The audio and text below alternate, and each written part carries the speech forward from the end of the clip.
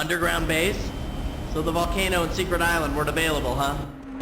Welcome to AIM headquarters, which looks like it might smell slightly less bad than the subway. Maybe a little. There's no shame in running away. We learned about this place from the Kingpin, and while we can't exactly trust the Kingpin completely, he considers the city to be his city. So he doesn't want it to die any more than we do, even if he has different plans for it. But in addition to trying to stop Smythe's plans, we're also down here looking for Vibranium, which we need to make that machine that we're going to use to stop Venom and the symbiotes. I said before that we won't get to see much of the city in Chaos. Anybody know where a fella can go buy some vibranium? But we will still get to see the city again. And we will get to see what the symbiote invasion looks like, so don't worry about that. We just really won't get to see it in Chaos. I mean, I guess it entirely depends on your definition of chaos, but I've seen chaos represented pretty well in certain video games, so the way it's represented here is a bit underwhelming. I mean, I guess the actual Web of Shadows makes it look exactly as normal. I'm not saying it's bad, just underwhelming when compared with my expectations. I appreciate that these guys are in a standardized uniform, you know. Have to put on a professional front for your terrorist organization. Especially if its name is an acronym, you know. This sweep kick we're doing is Spidey's version of crowd control. It's pretty useful. It also hits enemies while they're down, but it doesn't deal very much damage. Really, you should only use it when you're surrounded. Shouldn't we have some kind of alarm system? Do you guys really need one, all things considered? I mean, you popped up as soon as I entered the place. Maybe you have Spidey sense. There's a whole lot of you, too. Got a little army down here. Speaking of an army... I really shouldn't be fighting this soon after lunch. Some robot enemies join the fray in this level, and we'll be seeing a lot more of them as the game progresses. These tiny ones only take one hit, but they deal a lot of damage. So you need to take them out as soon as you see them. There's a hidden power-up over here. On the other hand, there are bigger robot enemies, like this guy. And we used one of our power-ups to take care of all the enemies on the screen, because I didn't feel like fighting him, and it got to show you the animation for that one. We can skip all these enemies right here, and I recommend doing so. Unless we get knocked out of the air by these robots, which can also very easily stun-lock us, and our health is almost gone already. You can actually skip a lot of the enemy encounters in this game, but we're not going to do that until the next stage, where it actually becomes somewhat necessary. The inside of my helmet keeps fogging up. It's too hot down here. When you're in AIM, who do you go to negotiate for better working conditions? I feel like that would be hard to get across to the management. I mean, MODOK doesn't want to hear that shit. MODOK will vaporize your brain. MODOK does not care. Another big robot, and we're going to use Solidarity for it. I mean, the citizens of New York probably wanted to be used for something more important than fighting a robot. But too bad. I like that the power-up is named Solidarity. That's a really cool name. It's a shame we used it on something like that, but I guess that just makes it funnier, doesn't it? Spider-Man's dash, Black Spidey's dash is the easiest way to get rid of these flying drones. You're invincible briefly while you do the dash. You can even charge through projectiles with it. So that helps. There's a hidden power-up down here that I missed on my way up. We're gonna get it now, though. There are a few extra droids down here, but they're no big deal. I guess you could stand in Solidarity over everything. It doesn't just need to be specific things. But you know, the word kind of carries a heavy connotation with it. It's a meaningful power-up for Spidey in particular because New York has not always been by his side. In fact, most times it is not by his side. Except at the start of Spider-Man 3, but that was right before everything went wrong.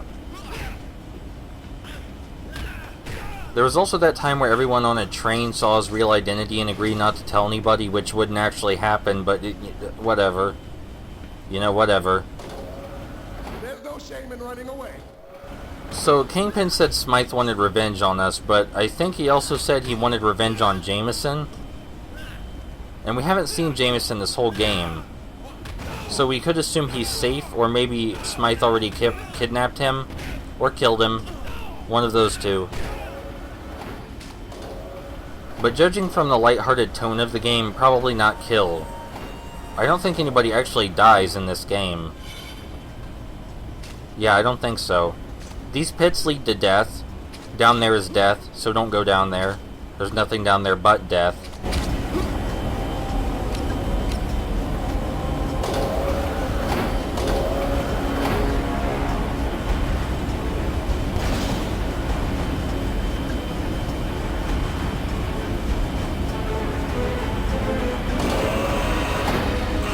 This room used to give me a really hard time because these AIM fellows now have guns, and their guns do a lot of damage and easily knock you out of the air. But we can zip straight up. Some kind of alarm system? Not diagonally, just straight up. And that makes it a lot easier to avoid their gunfire. So to get a job with AIM, you just have to be able to fit the uniform, right? So up here, there's an NPC we need to talk to progress. But in order to trigger the NPC dialogue, we have to take care of all the enemies up on this floor.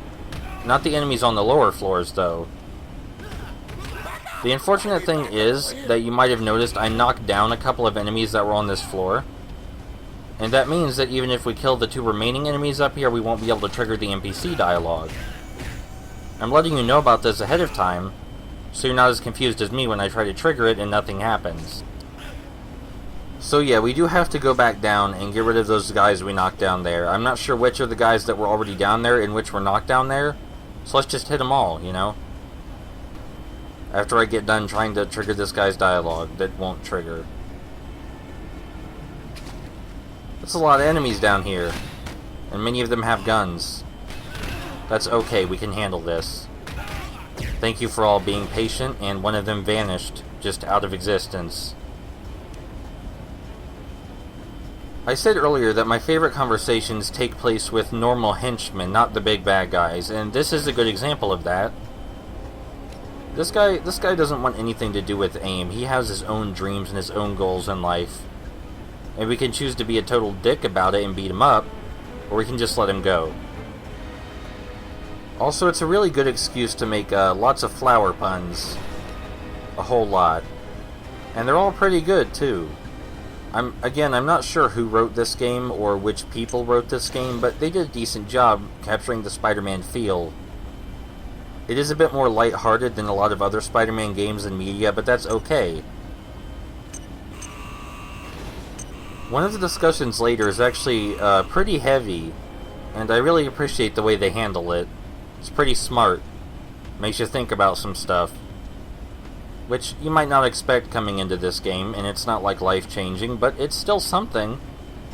Any game that makes you think is pretty good. I wanted to get into Hydra, but couldn't pass the background check. That's pretty impressive, man. I didn't know that was the kind of thing you could fail at. There's another big robot in here. And just like before, we're not going to fight it fair. We're going to equip our amazing strength and just pound the shit out of it. For some reason, this one gets a cutscene even though it's no different than the others. Also, I'm stupid while fighting it. I keep trying to jump at it, which is the worst thing to do. You want to web zip at it, not jump. But that doesn't stop me from trying repeatedly. Eventually I get it right.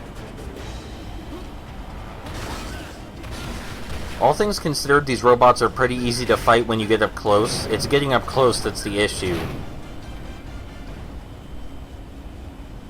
And down this elevator, there's some optional quests, some very short optional quests, but we're going to take a look at them anyway. Because we're Spider-Man, and that's the nice thing to do.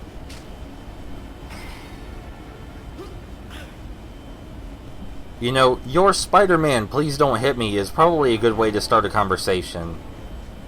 This guy's apparently working for the Kingpin, and maybe we shouldn't believe him, but how would he know that the Kingpin was trying to get rid of Smythe if he wasn't working for him? So let's give him the benefit of the doubt. Let's help him out. So the game calls this a quest, but really we just have to carry him back up the elevator and that's it. It only takes around a minute of your time, if that. but it's got some humorous dialogue in it for you, and a power-up. Hey, I thought you couldn't walk, which is why we carried you up here. I thought you couldn't walk. Well, whatever, we got a free power-up. There's something over to the right as well.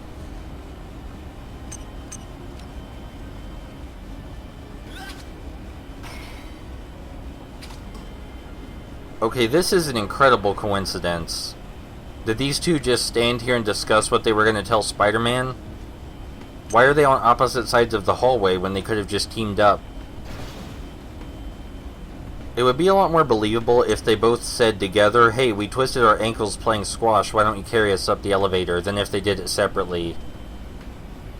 Maybe they were just sitting there praying that Spider-Man would come to one of them before the other, because the one he came to first would be more likely to be believed. But we're going to believe him both anyway. I mean, the other guy was lying, but maybe this guy is... Well, I mean... at least we got a power-up. Now, after that slight diversion, we can head out of here. Not out of the AIM HQ, mind you, just out of this section, and toward the end of the video. There's one last, little gobble of enemies up here to fight. The inside of my helmet keeps Has that ever been said before? I mean, I know that turkeys together are a gobble. Maybe I should call things a gobble more often. A gobble of hits to the crotch with a nightstick. Spidey's gonna need something after this to help with that. Probably an ice pack. And don't tell me that gobble is an incorrect term. I know gobble is an incorrect term. It's fun to say, though. This may be the shabbiest underground base I've ever seen.